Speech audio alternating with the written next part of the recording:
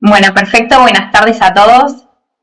Antes que nada, es un placer poder estar acá brindándoles esta charla. Muchas gracias, Henry, por la convocatoria y por la invitación.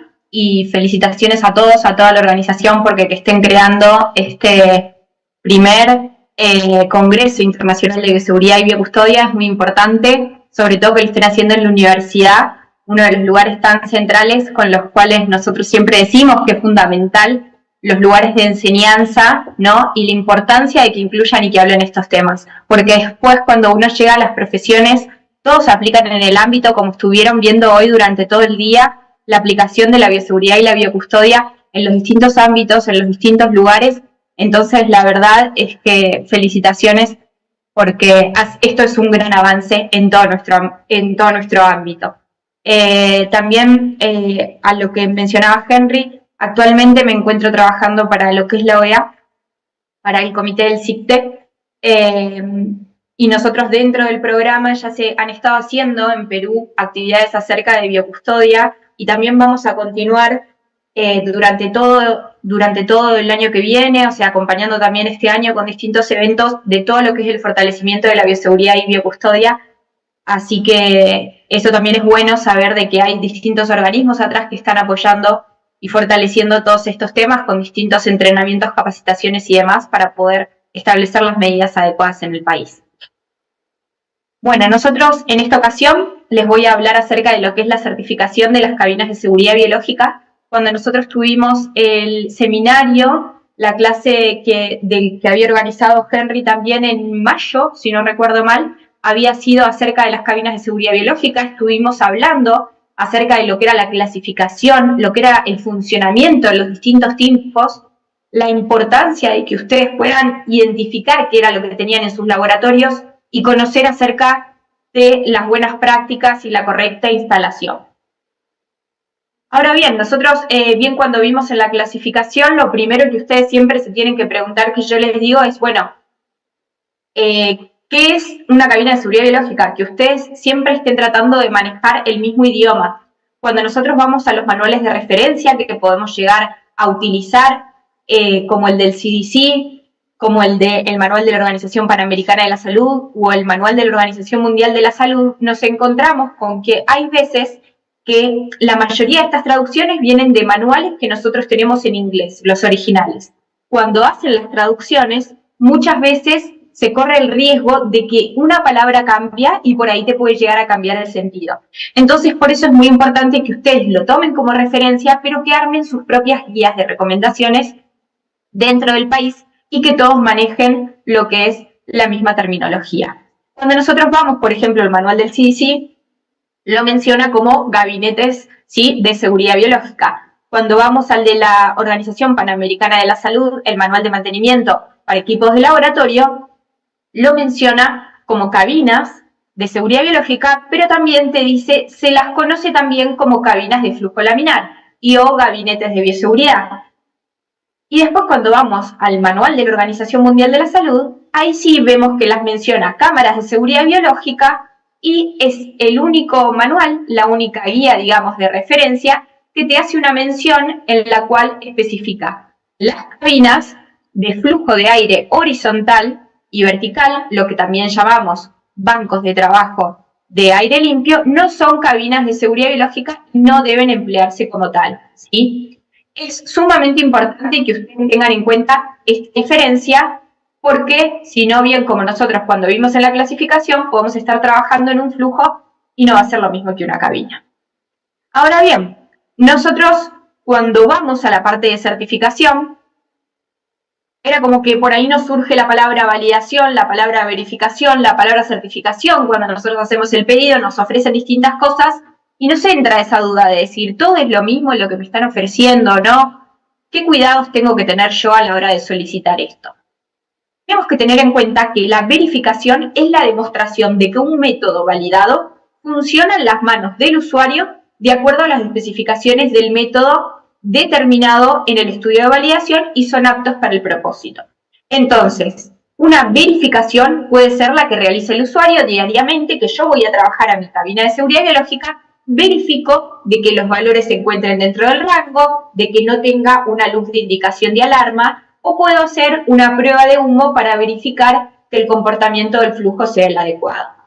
Ahora bien, cuando yo paso a llamar el proceso una validación, es el establecimiento de que las características de desempeño, performance, ¿sí?, del equipo, el método y provisión de evidencia objetiva se cumplen con los requisitos y desempeño para un uso específico. Entonces, ¿qué implica acá? Que yo acá ya tengo que tener sí o sí disponible lo que son los elementos de medición, sí, los equipos de medición, para brindarte una verificación y una comprobación de que esos equipos funcionan bajo eso. Ok, el display a mí me está diciendo que tiene una velocidad de 0,30 metros por segundo. Bueno, tengo que medir para poder comprobar que eso sea correcto. Cuando nosotros vamos a la certificación, significa que el que te realiza el procedimiento es un profesional que se encuentra acreditado, ¿sí? ¿Qué significa que esté acreditado? Que ha desafiado a la cabina de seguridad biológica sometiéndola a los ensayos basándose en una norma, ¿sí? Por ejemplo, en este caso de la NSF, previstos en la norma ANSI NSF 49, a fin de certificar que los parámetros de funcionamiento se encuentran dentro de la tolerancia indicada. Tal como les hablaba Claudio Mafra de la importancia acerca de las distintas certificaciones que hay, para que el personal se pueda formar no solo con el conocimiento de las pruebas, sino también con el criterio y los conocimientos necesarios para poder intervenir cuando hay que hacer algún tipo de ajustes o intervenciones o analizar los resultados de esas pruebas en el equipo. Ahora bien, muchas veces, como también mencionaban cuando hablaban de Claudio de la certificación, que les decía, bueno, por ahí nos dicen, ¿y por qué tengo que hacer certificación? Si nadie me lo pide, si nadie me lo exige. Entonces, si me sale caro, directamente no lo hago. Entonces, les cuesta a veces justificar, o cuando ustedes hacen esos pedidos en una parte que sale a la licitación pública, ¿cómo yo voy a justificar que tengo que gastar plata en eso? Entonces, cuando nosotros vamos a los distintos manuales de referencia, vemos que ahí te especifica que eso es obligatorio. Entonces, eso es lo que les va a ayudar a ustedes para poder justificar sus pedidos ante sus autoridades, ¿sí? Ustedes tienen que explicarles la importancia de poder realizar estos procesos. Cuando vamos al manual del CDC, nos menciona, es obligatorio que los gabinetes se evalúen y certifiquen in situ, en el momento de la instalación dentro del laboratorio, cada vez que se trasladan y por lo menos una vez al año a partir de ese momento, ¿sí? La certificación en el lugar puede avalar la capacidad de desempeño del gabinete, pero no reemplaza la certificación esencial anterior a su uso en el laboratorio. ¿A qué se refiere con eso? Muchas veces cuando nosotros compramos el equipo, siempre recomendamos comprar cabinas de seguridad biológica que vengan con la certificación de fábrica. ¿Por qué? Porque eso te avala de que el equipo, cuando fue diseñado, luego de terminar de diseñarlo y demás, se sometió a las pruebas necesarias para poder garantizar de que está funcionando tal cual fue, ¿sí?, diseñado. Ahora bien, después de que se diseña, se tiene que certificar para darte el ok de que funciona de forma adecuada. Perfecto, hicieron la certificación en fábrica, luego me lo traen al laboratorio, no significa de que esa certificación tiene validez por más de que la hayan hecho ayer o por más de que la hayan hecho ese mismo día. Cada vez que la cabina se mueve, pierde la certificación.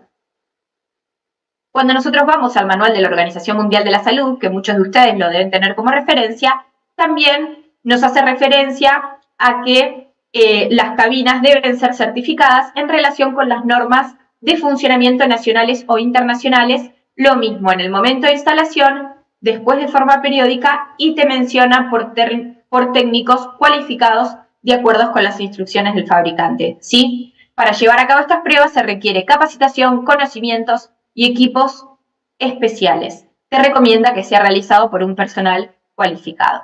Cuando vamos al de la Organización Panamericana de la Salud, también menciona el proceso de certificación de las cabinas de seguridad biológica. Te menciona el estándar NSF 49, que es el estándar americano, el cual aplica a todas las cabinas clase 2, ¿sí?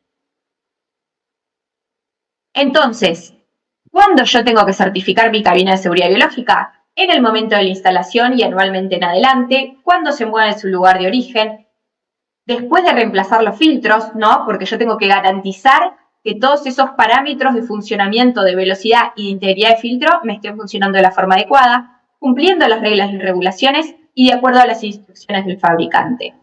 Lo que a mí me puede llegar a pasar si yo no tengo la cabina certificada. Podemos llegar a tener desbalanceado lo que son las velocidades del inflow y del downflow, entonces podemos llegar a perder la protección, ¿sí? Tanto del producto como del personal si yo tengo esas velocidades desbalanceadas.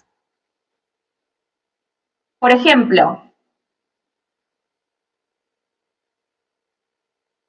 una cabina de seguridad biológica sin certificación estaba instalada, pero no se encontraba certificada. Entonces, fíjense, no tuvieron en cuenta la posición en cuanto a la dirección del aire. Entonces, cuando ustedes ven, cuando hacemos la prueba de humo, hace un remolino, lo cual hace que aire de afuera ingrese contaminando mi producto y que aire de adentro contaminado salga hacia afuera contaminando lo que es el ambiente y al operador, ¿sí? Entonces, fíjense, por más de que uno compra una cabina que esté certificada de fábrica y demás, si yo no tengo la certificación in situ luego de que se instaló y no tengo en cuenta las distintas condiciones de la sala, puedo llegar a estar afectando la protección que yo busco que me brinde.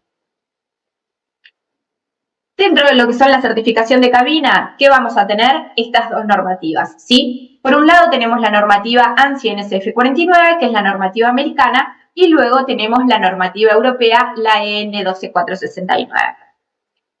La NSF 49 se publicó en el año 1976. Lo que tiene esta normativa es que es mucho más amplia, habla acerca del diseño también de la producción de cabinas, los materiales que se deben usar y demás, y esta normativa obligatoriamente se actualiza cada 2 años. Cada 2 años tenemos una publicación nueva, en la cual, por ejemplo, nosotros como certificadores de campo nos tenemos que basar en esta normativa y hacerla cumplir, ¿sí? Entonces, tenemos que tener en cuenta las distintas recomendaciones porque también van surgiendo de acuerdo a las distintas experiencias que pueden llegar a haber. Con respecto al estándar europeo, la EN 12469 se publicó en el año 2000 y no tuvo actualizaciones, ¿sí? Se basa más que nada en los criterios de funcionamiento para lo que son las cabinas de seguridad biológica y la parte microbiológica. En sí, tanto una normativa como la otra establecen los mismos momentos de certificación, ¿sí? Los mismos que yo les mencionaba, tanto una normativa como la otra. Lo que es muy importante que retrasar el mantenimiento o utilizar personal no calificado para llevar a cabo estas pruebas de certificación puede poner en riesgo a los trabajadores del laboratorio, porque como yo les mostraba en el esquema de los balanceos de los flujos, si les dejan esos flujos mal balanceados por desconocimiento o demás, o no conocer los ajustes del equipo, pueden llegar a ocasionarles que estén perdiendo la protección por un mal balanceo. Hay veces que nos preguntamos si todas las cabinas están certificadas, sí o sí, bajo el estándar NSF 49, ¿sí? Entonces, nosotros vamos a encontrar stickers, dependiendo si está certificada bajo una u otra o no, ¿sí? Acá, perdón, pero voy a volver para atrás para mostrarles este sticker, ¿sí? Este sticker que ustedes ven acá, el de la C y la E, es el de la Comunidad Europea, que van a encontrar en sus cabinas que estén certificadas por la Comunidad Europea, y el sticker el azul que dice NSF lo van a encontrar en las cabinas que estén certificadas por NSF, ¿sí? Sí o sí tiene que tener ese sticker original para que el producto haya sido certificado. Como les decía, del estándar europeo establece los criterios mínimos de funcionamiento para el trabajo con microorganismos y especifica los procedimientos de ensayos respecto a la protección del trabajador, el entorno, la protección del producto y la contaminación cruzada, ¿sí?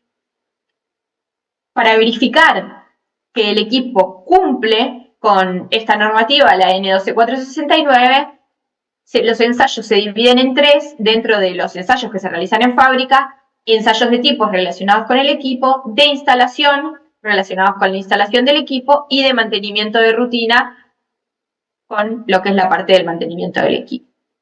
Nosotros cuando vamos al estándar europeo, la N12469, vemos que nos especifica para cada clase de cabina, ¿sí? Para la clase 1, clase 2 y clase 3, los distintos rangos que nos recomiendan de velocidades, ¿sí? Entonces, por ejemplo, ahí dentro de la cabina clase 2, que es la que ustedes tienen mayormente en sus laboratorios, para la velocidad de flujo de aspiración, que sería lo que es la velocidad del inflow, mayor a 0,4 metros por segundo. La velocidad del flujo laminar del flujo del downflow entre 0,25 y 0,50 metros por segundo, ¿sí? En cuanto al estándar americano de la NSF 49, fíjense, este estándar te hace una diferencia por los distintos tipos que nosotros encontramos dentro de la clase 2. Entonces, por esto que yo les decía, se va actualizando, es mucho más completo. Entonces, no te habla solo de cabinas clase 1, clase 2, clase 3, sino que sí te especifica los distintos estándares y los distintos requerimientos para, dentro de las clase 2, las A1, las A2, las B1 y las B2, como vimos cuando vimos la parte de clasificación, ¿sí? Entonces, como diferencia entre un estándar y el otro, en la normativa europea, yo voy a tener que específicamente me habla de las clase 2, no me hace ninguna diferencia acerca de los tipos. En la NSF 49 me menciona las distintas características dependiendo del tipo de cabina con la cual yo me estoy enfrentando. Luego, la normativa europea no te especifica acerca de los elementos de construcción y diseño, los requisitos que tiene que tener, y la normativa americana sí tiene distintos apartados, distintos anexos, en los cuales te mencionan las distintas características. Y luego con respecto a la actualización, que como les decía, la NSF 49 sí se actualiza cada 2 años. ¿Sí?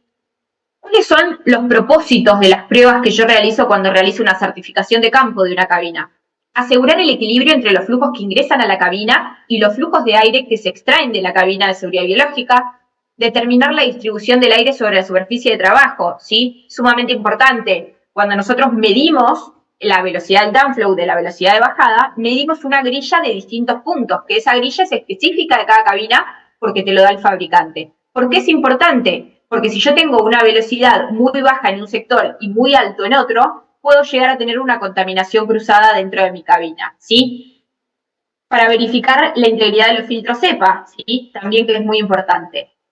¿Qué es la información que yo debo tener para poder solicitar, ¿no? Esta certificación de mi cabina? Porque ustedes como usuarios uno puede llegar a decir, bueno, yo no voy a poner a hacerme todos los estudios para poder ser certificador de campo. No, perfecto, pero muchos de ustedes son los responsables de sus equipos. Entonces, ustedes tienen que conocer esta información para poder exigirle al proveedor que ustedes contraten que les cumplan con estos requisitos, ¿sí? ¿Qué información ustedes tienen que tener? Primero, conocer qué tienen, ¿sí? Y con qué trabajan. El test report del equipo, el manual del equipo, la marca y el proveedor y la normativa a la cual aplica, ¿sí? Conocer qué tengo. ¿Qué pasó? Cuando estuvimos hablando de la parte de la clasificación, vimos que nosotros hablábamos de clase 1, clase 2, clase 3, pero dentro de la clase 2 existía este abanico de distintos tipos que nos aparecían, tipo A1, tipo A2, B1, B2 y la tipo C, que encima me combina el A y el B. Entonces, por un lado, tenemos que conocer la clasificación de qué es lo que tengo. ¿Qué es lo que pasa muchas veces?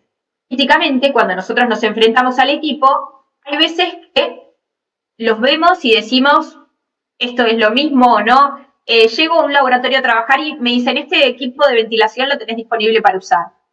¿Cómo funciona? ¿Sí? Yo tengo que conocer cómo funciona porque dentro de esta clasificación que yo tengo de los equipos de ventilación, me puedo llegar a encontrar con una campana extractora de químicos. Y yo creer que es un gabinete así, ventilado, creo que es una cabina de seguridad biológica. Me puedo llegar a encontrar, como les decía, con un banco laminar, ¿sí? O una cabina de flujo laminar, que no la llamamos cabina de seguridad biológica.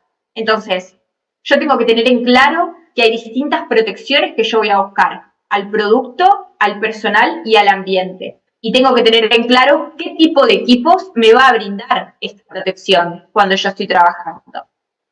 Cuando nosotros veíamos en la parte de la clasificación los distintos funcionamientos de estos equipos, los cuales nosotros diferenciamos en el laboratorio, nosotros veíamos que cuando nosotros hablamos de lo que es el banco limpio o flujo laminar, que sería el primer esquema, ustedes cuando ven la dirección de las flechas, ven que es un sentido unidireccional, ¿sí? De arriba hacia abajo. Entonces, el aire ingresa por la sala, pasa a través de mi filtro EPA, baja hacia el producto y luego sale por el frente del equipo. Entonces acá, cuando analizábamos la otra vez en el seminario las distintas protecciones que me puede llegar a brindar, solo me brinda protección al producto, ¿sí? Porque el aire que está filtrado es solo el que baja al producto. Luego sale al operador sin pasar por ningún filtro. Entonces, ese tipo de equipos no me va a servir para trabajar con riesgo biológico asociado. Si no, voy a estar contaminando tanto al operador como a toda la sala en la cual se encuentra presente. Cuando pasamos a la campana extractora, que funciona exactamente igual que una cabina clase 1, ¿sí? Fíjense que el sentido del aire es completamente inverso a lo que era el flujo laminar. Tenemos el aire que ingresa por el frente sin filtrar, está en contacto con mi producto y sale para arriba, para afuera. En el caso de las campanas extractoras con químicos, actúan con filtro de carbono activado. Entonces me va a proteger, pero contra los químicos, ¿sí? Y va a proteger al operador y al ambiente, al producto no, porque le entra aire sin filtrar. Cuando pasamos a la cabina de seguridad biológica, clase 2 tipo A2, ahí sí vemos que por su funcionamiento y la circulación del aire me brinda los 3 tipos de protección, porque está filtrado tanto el aire que le baja hacia el producto, filtrado a través de filtro EPA, como el aire que sale al exterior a través de el filtro EPA. Entonces, ¿por qué es importante que yo les digo que ustedes tienen que conocer su equipo y con qué trabajan? Porque cuando venga el técnico a trabajar a sus laboratorios, ustedes son los responsables de decirles qué parte está contaminada, qué parte no, qué parte está desinfectada, qué parte no. Si a mí me tienen que venir a hacer un cambio de filtro, como ustedes ven ahí en las flechitas de la cabina de seguridad biológica, son rojas esas flechas. ¿Qué significa rojo? Que es aire que está contaminado, ¿sí? Entonces, no pueden acceder al pleno si yo no hago previamente una decontaminación gaseosa. Sumamente importante, ¿sí? Este es el tipo de cabinas que ustedes normalmente tienen en sus laboratorios. El aire ingresa de la sala y ustedes me dirán, bueno, pero no tiene protección al producto porque ingresa de la sala sin filtrar. No, porque si ustedes se fijan en la flechita, va hacia abajo de la bandeja de trabajo, ¿sí? No va directo al producto. Por eso cuando veíamos las buenas prácticas de cómo trabajar. Entonces, bien, para que a mí me brinde esas 3 protecciones que yo voy a buscar al producto, al ambiente, ¿sí? Y al operador, tengo que hacer controles necesarios para asegurarme de que eso se cumpla, ¿sí?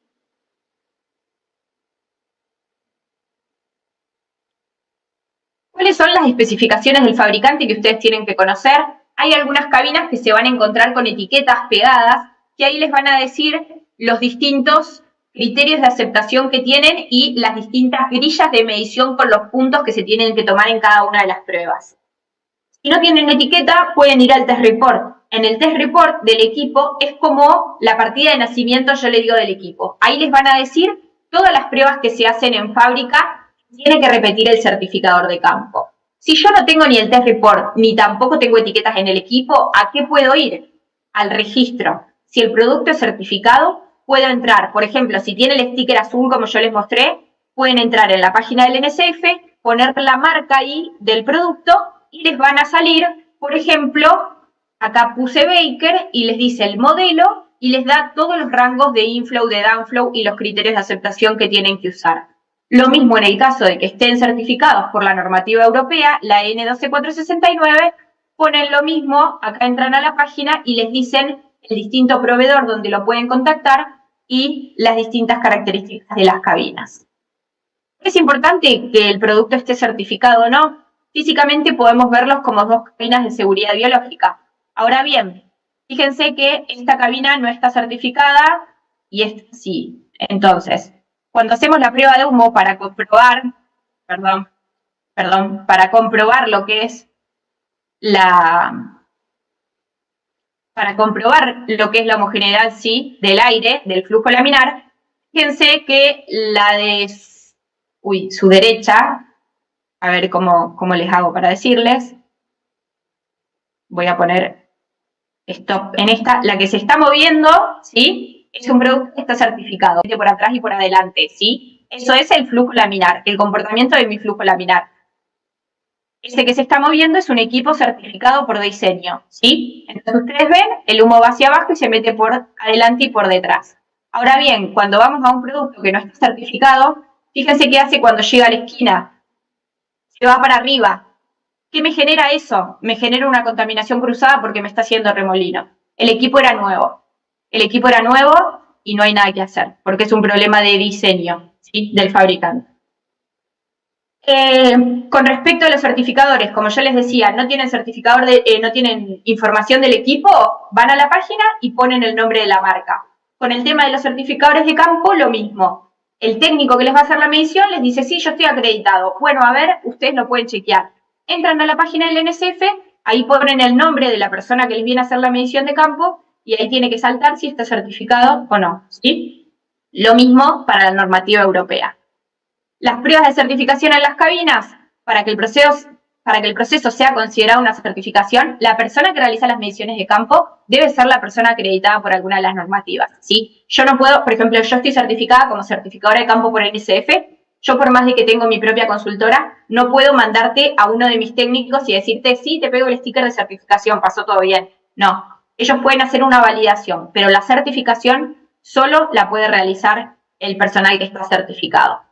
¿Cuáles son las pruebas que les tienen que hacer sí o sí? Van a ser estas. Vamos a tener pruebas obligatorias y pruebas recomendadas. Las recomendadas son las que tienen que ver con la parte de higiene y seguridad, como medición de luz, de ruido, ¿sí? Y las obligatorias que ustedes tienen que exigir van a ser estas. Los test de fuga de ambos filtros, los test de velocidad, como les decía, de inflow y downflow, y los test de humo.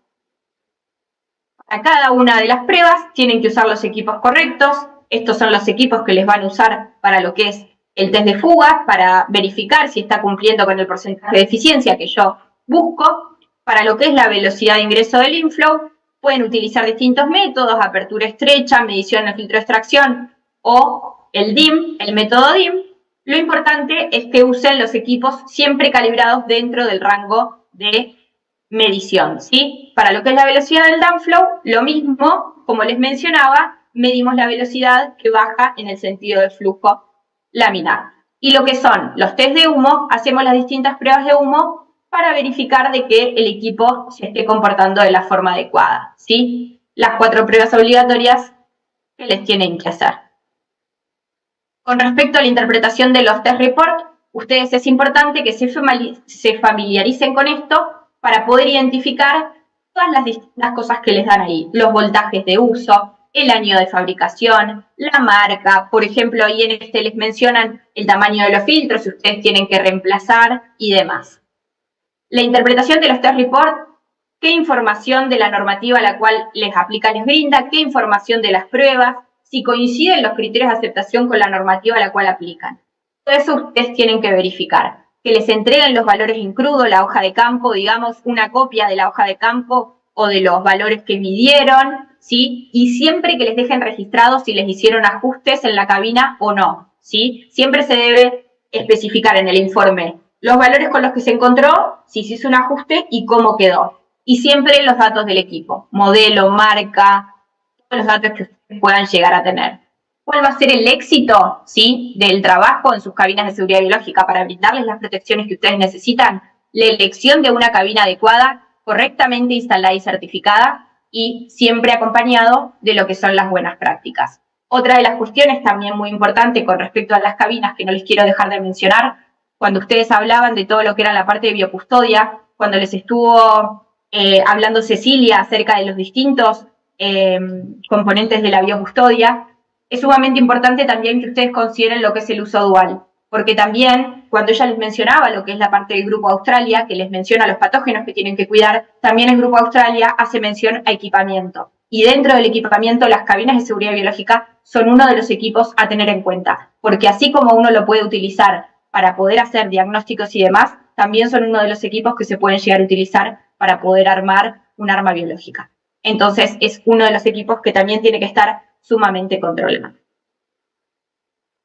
Muchas gracias. Ante cualquier duda, como siempre les digo, pregunten, pidan ayuda en lo que pueda que esté a mi alcance, o si no, los contactaré con quien sea, y quedo disponible para cualquier preguntita antes de que se vayan por un rico café. Un fuerte aplauso para Luciana.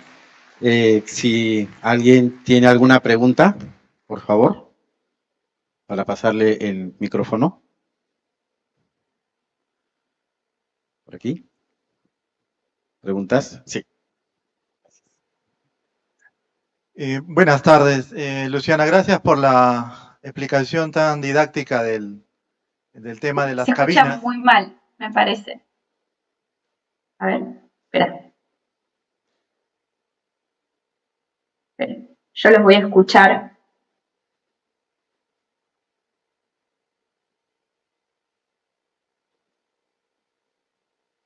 En vivo. ¿Me escucha?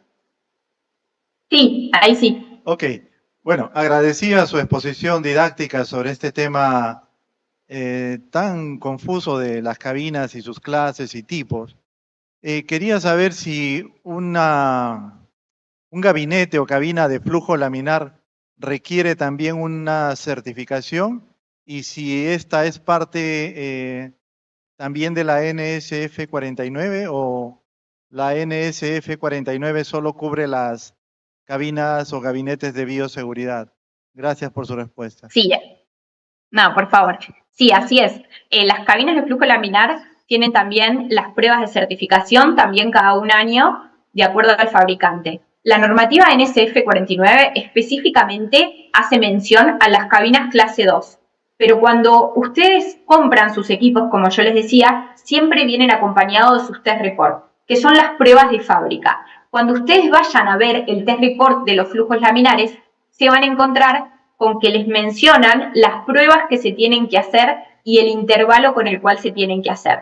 Ahí les mencionan las pruebas que se tienen que hacer, que son la velocidad del aire de bajada, ¿sí?, del flujo laminar, y la integridad de los filtros. Las pruebas de humo, se le hace conteo de partículas también para asegurar el área estéril, y también lo hacemos una vez al año.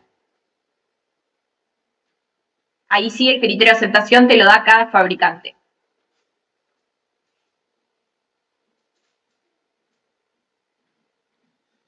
Perfecto. Muchas gracias, Luciana, por explicar en qué consiste el proceso de certificación de las cabinas de bioseguridad. Y a continuación, despidamos a Luciana con un fuerte aplauso, por favor.